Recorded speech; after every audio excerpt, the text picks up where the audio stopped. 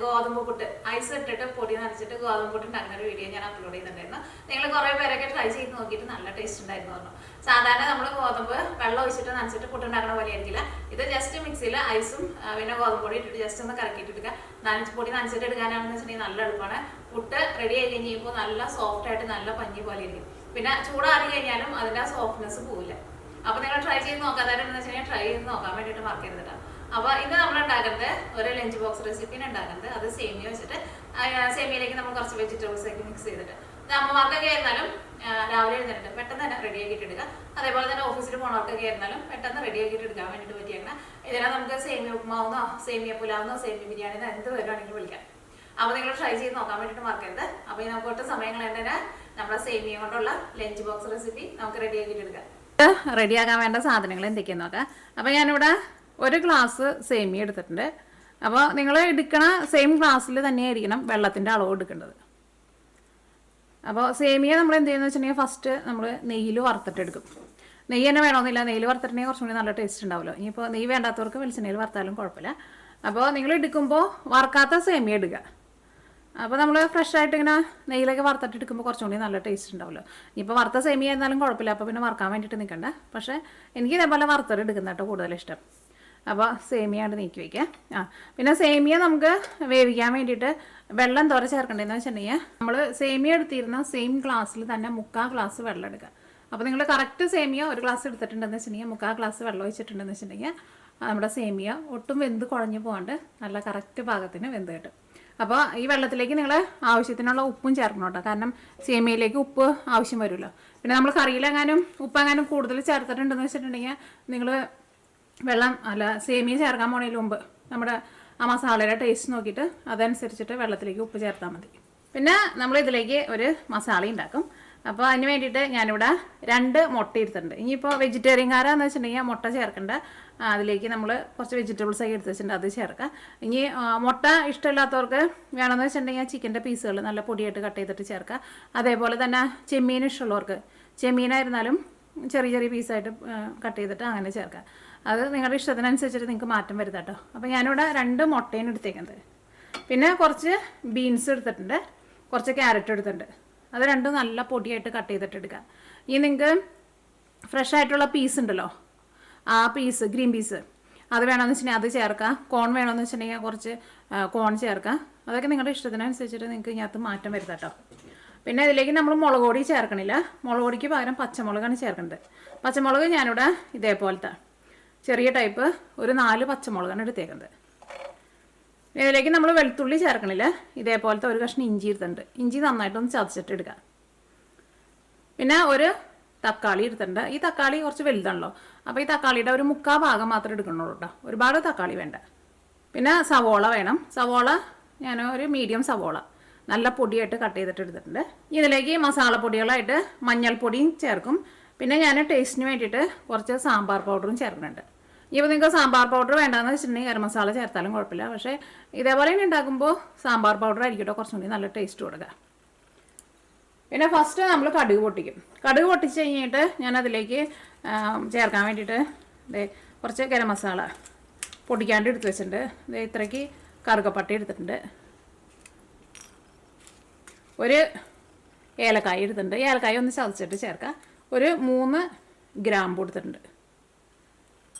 അപ്പോൾ ഇത്രയ്ക്ക് സാധനങ്ങളാണ് നമുക്കിത് റെഡിയാക്കാൻ വേണ്ടിയിട്ട് വേണ്ടത്. പിന്നെ നെയ്യിലാണ് നമ്മൾ വറുത്തിട്ട് എടുക്കുന്നത്. അപ്പോൾ നമുക്ക് നെയ്യും വേണം. സേമിയ നമുക്ക് നെയ്യിലൊന്ന് വറുത്തിട്ട് മാറ്റി വയ്ക്കാം. അത് കഴിഞ്ഞിട്ട് ബാക്കിയുള്ളതൊക്കെ റെഡിയാക്കിയിട്ട് എടുക്കാം.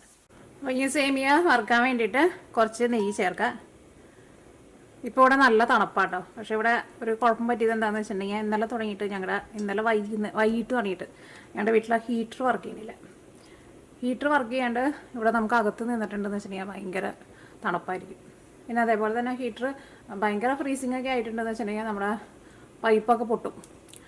അപ്പോൾ ഇന്ന് വൈകുന്നേരമൊക്കെ ആകുമ്പോഴേക്കും ഒരാളെ വിളിച്ചിട്ടുണ്ട്, ശരിയാക്കാൻ വരാമെന്ന് പറഞ്ഞിട്ടുണ്ട്. അപ്പോൾ എൻ്റെ ഹസ്ബൻഡ് നാട്ടിൽ പോയേക്കാം. പെട്ടെന്ന് നാട്ടിലൊരു കല്യാണം വന്നു. അപ്പോൾ കല്യാണത്തിന് പോയേക്കാം.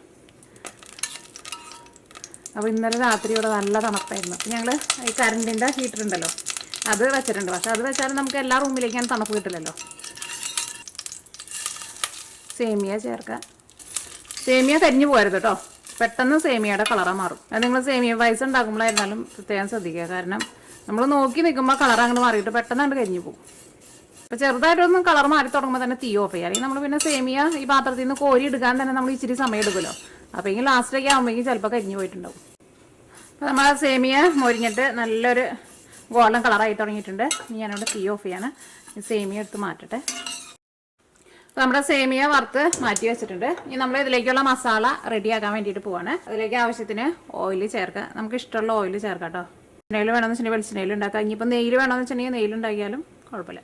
അപ്പോൾ വെളിച്ചെണ്ണ നന്നായിട്ട് ചൂടായിട്ടുണ്ട്. ഇനി ഇതിലേക്ക് കുറച്ച് കടുക് ചേർക്കുക. കടുക് ഒന്ന് പൊട്ടട്ടെ. കടുക് പൊട്ടി കഴിഞ്ഞ് കഴിയുമ്പോൾ ഞാൻ ഇതിലേക്ക് ചേർക്കാൻ വേണ്ടിയിട്ട് കുറച്ച് കടലപ്പരിപ്പ് എടുത്ത് വെച്ചിട്ടുണ്ട് കേട്ടോ. അത് ഞാൻ ഫസ്റ്റ് അറിയാൻ വേണ്ടിയിട്ട് മറന്നുപോയി. അപ്പോൾ കടലപ്പരിപ്പ് നിങ്ങൾക്ക് ഇഷ്ടമാണെന്ന് വെച്ചിട്ടുണ്ടെങ്കിൽ കടലപ്പരിപ്പ് കൂടിയിട്ട് ചേർക്കാം. അപ്പോൾ ഇങ്ങനെ ഇടയ്ക്ക് തന്നെ കടിക്കുമ്പോൾ നല്ല ടേസ്റ്റ് ഉണ്ടാവില്ല. അപ്പോൾ കടലപ്പരിപ്പ് ഞാൻ ഇതിലേക്ക് 1 ടേബിൾ സ്പൂണാണ് ചേർക്കുന്നത്. നമ്മുടെ കടുക് പൊട്ടിയിട്ടുണ്ട്. ഇത് ഒരുപാട് കൂട്ടി വയ്ക്കണ്ട. ഇതിലേക്ക് നമ്മൾ മുഴുവനായിട്ട് എടുത്ത് വെച്ചേക്കണ നമ്മുടെ ഗരം മസാല ഉണ്ടല്ലോ അതും കൂടി ചേർക്കുക. ഏലക്കായ ചേർക്കുമ്പോൾ ഒന്ന് ചതച്ചിട്ട് വേണം ചേർക്കാൻ വേണ്ടിയിട്ട്. പിന്നെ ബേ ലീഫും ചേർക്കുക. ബേ ലീഫ് എന്ന് വെച്ചിട്ടുണ്ടെങ്കിൽ കരിഞ്ഞു തുടങ്ങി വേർത്ത്. ബേ ലീഫ് എന്ന് വെച്ചിട്ടുണ്ടെങ്കിൽ കറുകപ്പട്ടയുടെ ഇല കേട്ടോ. ഞാനിതിലേക്ക് ഇഞ്ചിയും വെളുത്തുള്ളിയും പച്ചമുളകും ചേർത്തിട്ടുണ്ട്. സവോളയ്ക്ക് നന്നായിട്ട് വഴന്നിട്ടുണ്ട്. സവോളയ്ക്ക് നല്ല സോഫ്റ്റായിട്ട് വന്നിട്ടുണ്ട്. ഇനി ഇതിലേക്ക് നമുക്ക് മഞ്ഞൾപ്പൊടി ചേർക്കാം. മഞ്ഞൾപ്പൊടി ഞാനിതിലേക്ക് 1/4 ടേബിൾ സ്പൂണാണ് ചേർക്കുന്നത്. ഇനി മഞ്ഞൾപ്പൊടി ഞാൻ അത് കിടന്നിട്ട് നന്നായിട്ട് മൊരിയട്ടെ. റെക്കോർഡ് ഓണാക്കാൻ വേണ്ടിയിട്ട് മറന്നു കേട്ടോ. അപ്പോൾ മഞ്ഞൾപ്പൊടി ചേർത്ത് കഴിഞ്ഞിട്ട് ഞാനിതിലേക്ക് നമ്മൾ നല്ല പൊടിയായിട്ട് കട്ട് ചെയ്ത് വെച്ചിരുന്ന ക്യാരറ്റും പിന്നെ ബീൻസും ഉണ്ടല്ലോ അതാട്ടോ ചേർത്തത്. ഇതൊന്നും മൊരിഞ്ഞ് കഴിഞ്ഞിട്ട് വേണം നമുക്ക് ഇതിലേക്ക് തക്കാളി ചേർക്കാൻ വേണ്ടിയിട്ട്. അല്ലെങ്കിൽ ഫസ്റ്റ് നമ്മൾ തക്കാളി ചേർത്തിട്ടുണ്ടെന്ന് വെച്ചിട്ടുണ്ടെങ്കിൽ നമുക്ക് നമ്മുടെ ക്യാരറ്റും പിന്നെ നമ്മുടെ ബീൻസും ഒന്നും ശരിക്കും മൊരിഞ്ഞ് കിട്ടില്ല. ചെറുതായിട്ടൊന്ന് മൊരിയുമ്പോഴായിരിക്കുമല്ലോ ഒന്നും കൂടി നല്ല ടേസ്റ്റ് ഉണ്ടാവുക. അപ്പോൾ അത് ഇതിനകത്ത് കിടന്നിട്ട് ചെറുതായിട്ടൊന്ന് മൊരിയട്ടെ. ഇത് രണ്ടും ചെറുതായിട്ടൊന്ന് മൊരിഞ്ഞ് വരട്ടെ.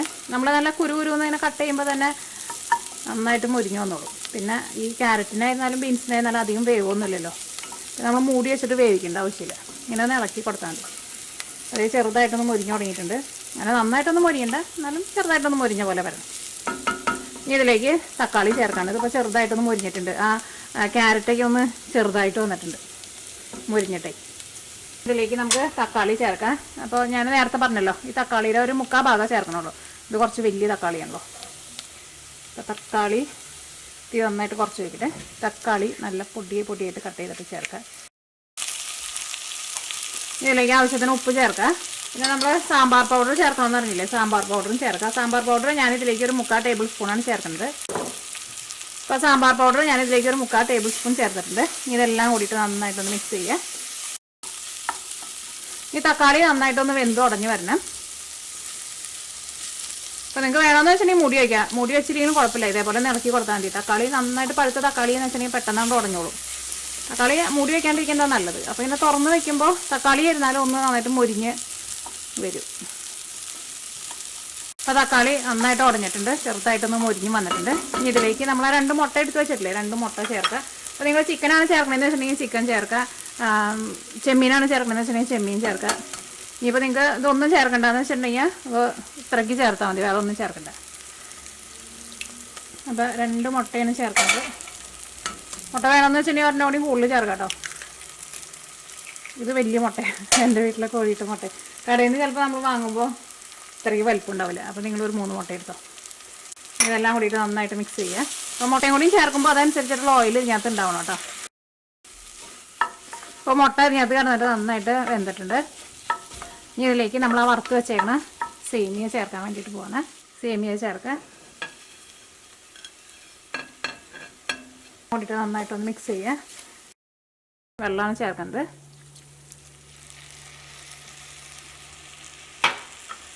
ഇതെല്ലാം കൂടിയിട്ട് നന്നായിട്ട് മിക്സ് ചെയ്യുക. ഇനി മീഡിയം ഫ്ലെയിമിൽ നമുക്കൊരു 5 മിനിറ്റ് ഒന്ന് മൂടി വയ്ക്കാം. അപ്പോൾ ഞാനിവിടെ ഒരു 5 മിനിറ്റ് മൂടി വെച്ചിട്ടുണ്ടായിരുന്നു. ഇനി നമുക്കൊന്ന് ഇളക്കി കൊടുക്കാം.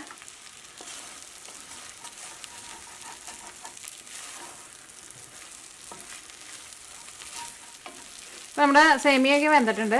ഇങ്ങോട്ട് 2 മിനിറ്റ് കൂടി ഒന്ന് മൂടി വയ്ക്കുക. അപ്പോൾ നിങ്ങൾ വെള്ളം ഒട്ടും കൂടുതൽ ചേർക്കരുത്. 1 ഗ്ലാസ് സേമിയയ്ക്ക് 3/4 ഗ്ലാസ് വെള്ളം ചേർത്താൽ മതി. അപ്പോൾ നല്ല കറക്റ്റ് പാകത്തിന് നമുക്ക് വെന്ത് കിട്ടും. മൂടി ഒന്ന് തീ കുറച്ചിട്ട് 2 മിനിറ്റ് കൂടി ഒന്ന് മൂടി വയ്ക്കാം. ഈ തീ ഓഫ് ചെയ്യാണ്. നല്ല കറക്റ്റ് പാകത്തിന് വെന്ത് വന്നിട്ടുണ്ട്. അപ്പോൾ നിങ്ങൾ ഒരു ഗ്ലാസ് സേമിയ എടുക്കുമ്പോൾ 3/4 ഗ്ലാസ് വെള്ളം ചേർക്കുക. വെള്ളം ചേർത്ത് കഴിഞ്ഞിട്ട് തീ ഒട്ടും കൂട്ടി വയ്ക്കരുത്. കൂട്ടി വെച്ചിട്ടുണ്ടെങ്കിൽ ഉറപ്പായിട്ട് അടിയിൽ പിടിക്കും.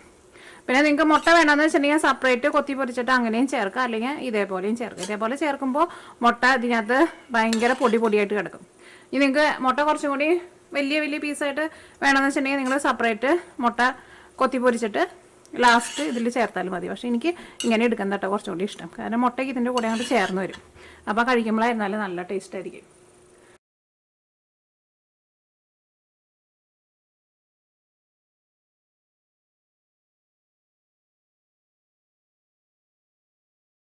ഇപ്പോൾ നമ്മുടെ സേമിയ കൊണ്ടുള്ള ലഞ്ച് ബോക്സ് റെസിപ്പി റെഡി ആയിട്ടുണ്ട്. അപ്പോൾ നിങ്ങളെല്ലാവരും ട്രൈ ചെയ്ത് നോക്കാം. ഇത് റെഡിയാക്കിയിട്ട് എടുക്കാൻ വേണ്ടിയിട്ട് നല്ല എളുപ്പമുള്ളൂ. ബാച്ചിലേഴ്സിനൊക്കെ ആയിരുന്നാലും പിന്നെ ജോലി കഴിഞ്ഞ് വരുമ്പോൾ പെട്ടെന്ന് റെഡിയാക്കണമെന്ന് വെച്ചിട്ടുണ്ടെങ്കിൽ ഇത് റെഡിയാക്കിയിട്ട് എടുക്കുക. അതേപോലെ തന്നെ കുട്ടികൾക്കൊക്കെ സ്കൂളിൽ കൊടുത്തേക്കാനൊക്കെ ഇത് തണുത്താലും നല്ല ടേസ്റ്റ് ഉണ്ടാവും കഴിക്കാൻ വേണ്ടിയിട്ട്.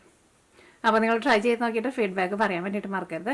അപ്പോൾ ഇനി നമുക്ക് നാളെ വേറൊരു പുതിയ റെസിപ്പി ആയിട്ട് വരാം. ഞാൻ ഇതിനകത്തുനിന്ന് കഴിച്ചു നോക്കില്ലല്ലോ, കഴിച്ചോട്ടെ കേട്ടോ. ഇതിപ്പോഴും ആ സാമ്പാറിൻ്റെ നല്ല മണം വരുന്നുണ്ട്. കഴിച്ചോട്ടെ.